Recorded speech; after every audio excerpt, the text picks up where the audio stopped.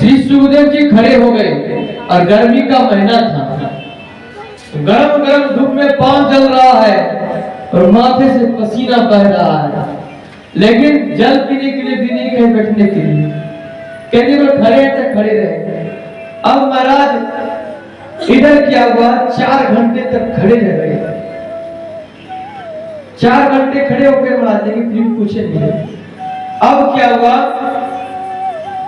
इधर राजा जनक जी भूल गए और 3 दिन बीत गया। 3 दिन तक द्वारपाल में खड़े रह गए।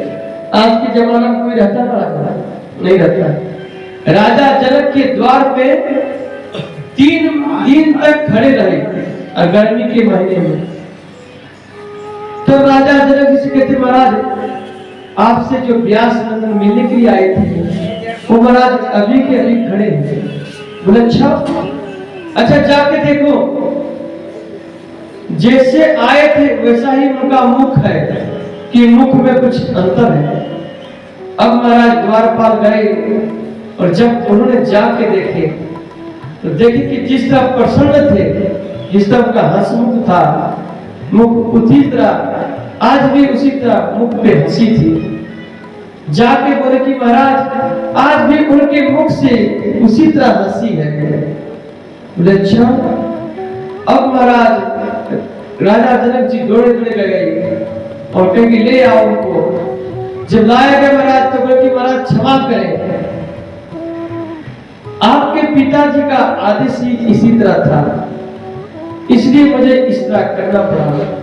अब क्या हुआ कि श्री सुखदेव जी को पुनः ले गए अंतःपुर में और ऐसी जगह लगे जहां पे एकाध से एक सुंदर स्त्रियां थी, एकाध से एक महाराज, जो जिसके सामने अप्सराएं भी फीकी पड़ जाएगी, इस तरह से स्त्रियां थी। अब क्या हुआ कि श्री सुखदेव जी गए और जाने के बाद स्त्रियां आ गई सेवा में। आने के बाद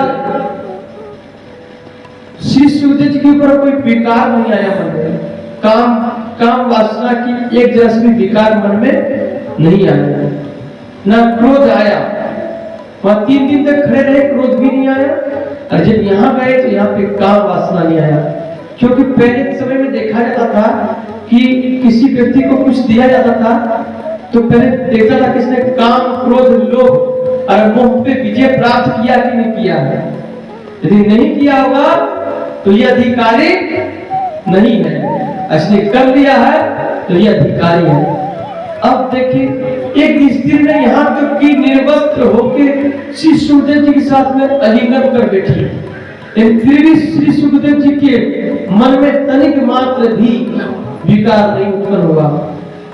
तो क्या हुआ कि राजा जनक जी घबरा गए कि मैंने ये क्या कर दिया, मैंने एक महात्मा का अपमान कर दिया। लेकिन क्या करें, वेद व्यास जी का इसी तरह आदेश था। और जाके श्री सुखदेव जी के चरणों में गिर पड़ते कि महाराज मैं आपको क्या ज्ञान दूं, महाराज आप तो ज्ञानियों में महाज्ञानी हैं, और महाराज आपने मुझे, मैं ये प्रमाण देता हूं कि कोई कुछ भी कहे, लेकिन मैं ये कहता हूं कि सुखदेव ने काम, क्रोध, मद, लोभ पे विजय प्राप्त कर लिया है। जब इस तरह कहते महाराज कहने के बाद और लिख के और वेद व्यास जी के पास भेज देते हैं, श्री सुखदेव जी की हाथ से हुआ। आते महाराज आने के बाद वेद व्यास जी श्री सुखदेव जी को श्रीमद् भागवत का ज्ञान देते हैं और उसी कथा को जो है राजा परीक्षित